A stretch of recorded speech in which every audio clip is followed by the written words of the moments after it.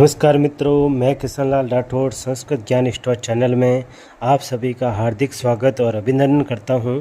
व्याकरण के इस कड़ी के अंदर हम समास प्रकरण पढ़ रहे हैं। आज जो हम समास पढ़ने वाले हैं उसका नाम है तत्पुरुष समास।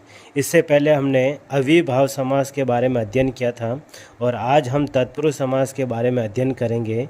इसकी परिभाषा देख लेते हैं। इसकी परिभाषा है, जिस समास में दूसरा पद प्रधान होता है उसे हम तत्पुरुष समास कहते हैं। तत्पुरुष समास के संस्कृत में दो भेद होते हैं। पहला है इसके अंदर वैदिकरण तत्पुरुष समास और दूसरा है समानाधिकरण तत्पुरुष समास। सबसे पहले देख लेते हैं हम वैदिकरण तत्पुरुष समास। इसकी परिभाषा है, जिस समास में विग्रह करने पर दोनों पदों में अलग अलग विभक्तियों का प्रयोग होता है उसे हम वैदिकरण तत्पुरुष समास कहते हैं।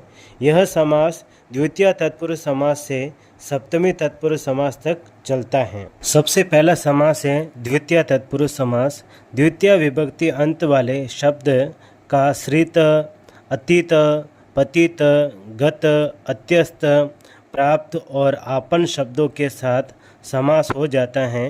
द्वितीय विभक्ति अंत वाले शब्द का ही पूर्व प्रयोग होता है।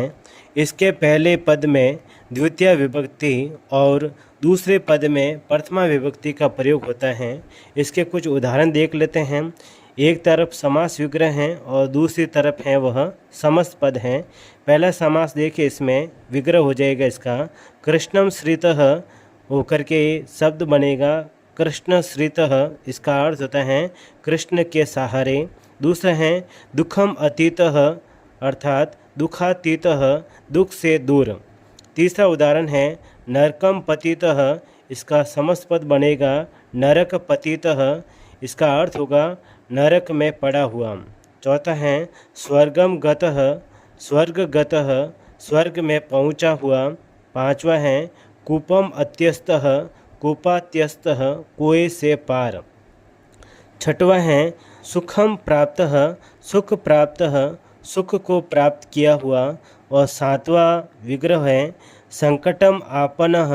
इसका समस्त पद बन जाएगा संकटापनः, संकट में पड़ा हुआ। अर्थात जिस समास के अंदर यदि हम विग्रह करते हैं तो पहले पद में द्वितीय विभक्ति तथा दूसरे पद में प्रथमा विभक्ति का प्रयोग होता है, वहाँ पर द्वितीय तत्पुरुष समास का प्रयोग होता है। दूसरा समास है तृतीय तत्पुरुष समास। इसके अंदर देखिए, तृतीय विभक्ति अंत वाले शब्द का गुणवाची उसके साथ संपन्न किए हुए के साथ एवं अर्थ शब्द के साथ समास हो जाता है। इसके पूर्व पद में तृतीय विभक्ति और दूसरे पद में प्रथमा विभक्ति का प्रयोग होता है। इसके कुछ उदाहरण हैं, हम देख लेते हैं। पहला उदाहरण है संकुलया खंडः। यह समस्त पद बनेगा संकुला खंडः और इसका अर्थ होता है सरौते से किया हुआ टुकड़ा। दूसरा उदाहरण है दंडेन खंडः। इसका समस्त पद बनेगा दंड खंड, दंडे से किया हुआ टुकड़ा।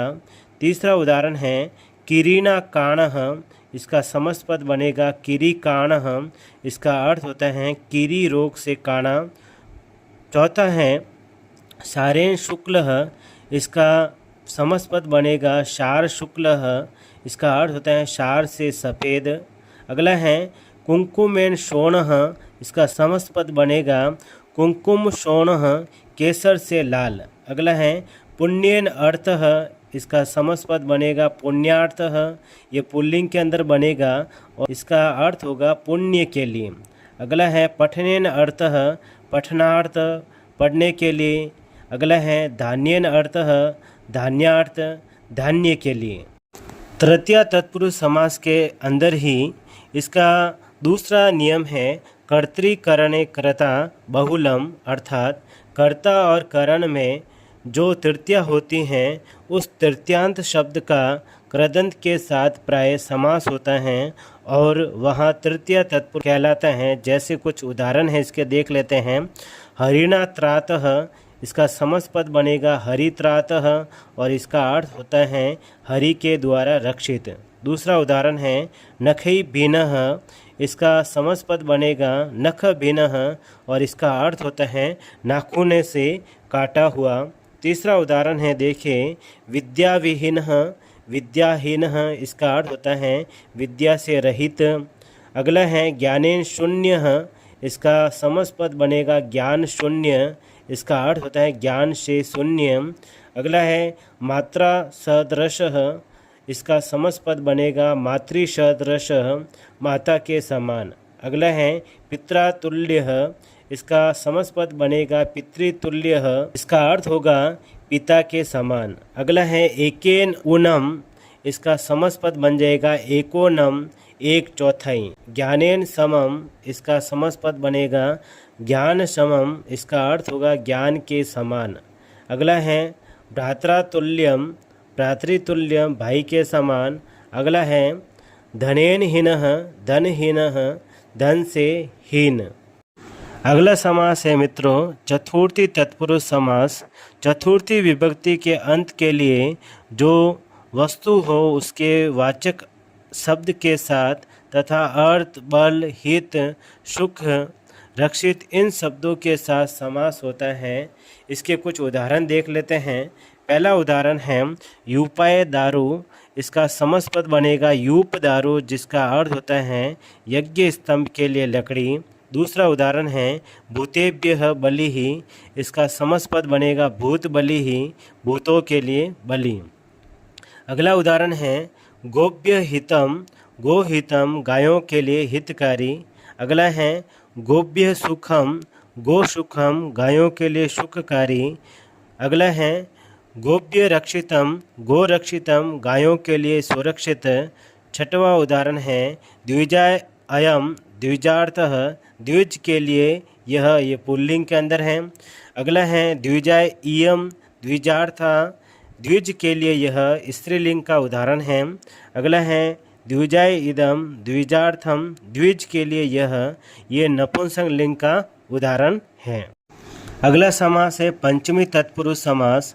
पंचमी विभक्ति अंत वाले शब्द का भयवाची शब्दों यानी भय, भीति, भी और भित के साथ समास होता है।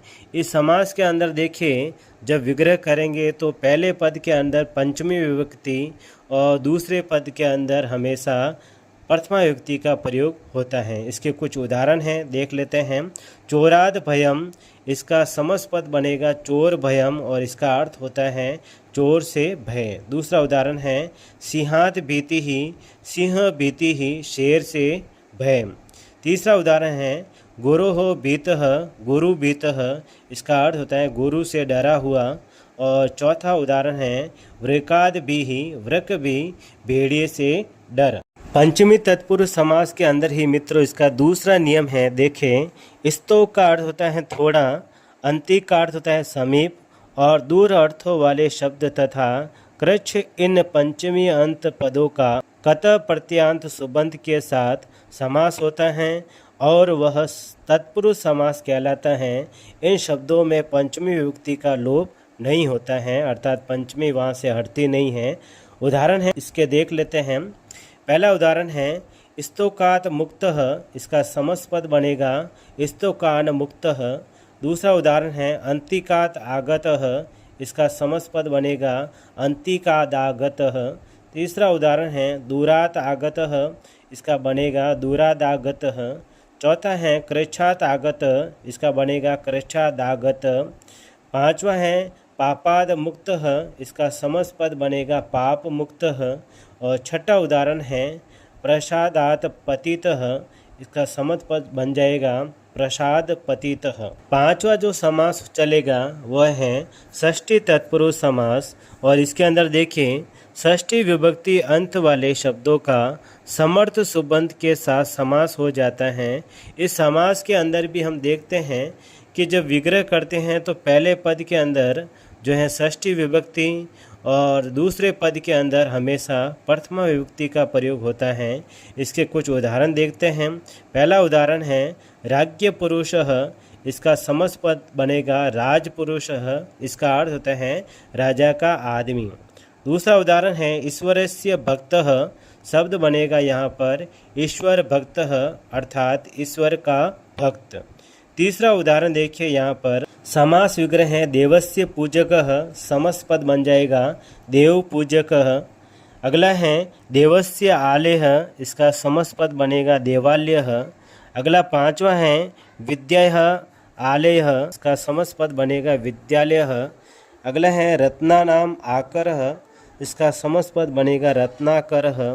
फिर सातवां है वसंतस्य श्री, वसंत श्री हो जाएगा। अगला है राज्यधानी, इसका बन जाएगा राजधानी। नवा है सताम संगति, इसका सत संगति ही बन जाएगा। तस्य पुरुष इति क्या हो जाएगा तत्पुरुष हो जाएगा। अगला समास है मित्रों, इसके अंदर सप्तमी तत्पुरुष हैं। सप्तमी विभक्ति अंत वाले शब्दों का सौंडादि अर्थात सौंड, धूर्त, चपल, चतुर, पंडित, प्रवीण, पटु, कुशल आदि शब्दों के साथ समास हो जाता है।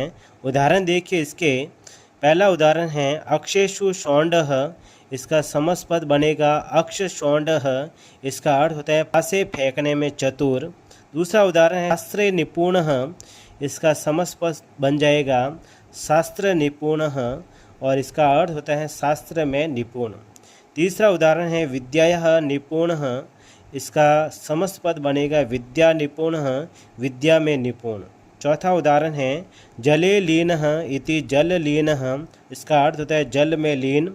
अगला है जले मग्नः इति जल मग्नः, इसका अर्थ हो जाएगा जल में मग्न। अगला है कार्य चतुरः इति कार्य चतुर, कार्य में चतुर।